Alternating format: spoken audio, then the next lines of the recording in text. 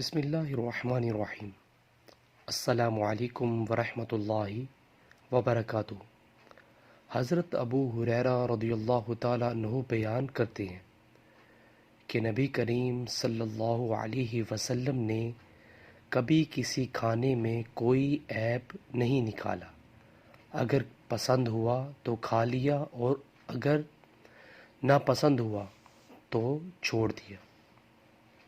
نیچے والا موجود ہے۔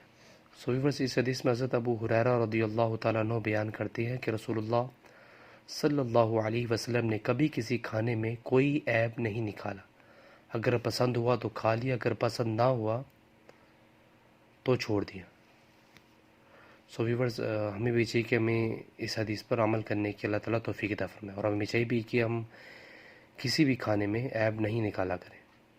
جزاک اللہ۔ السلام علیکم ورحمۃ اللہ وبرکاتہ۔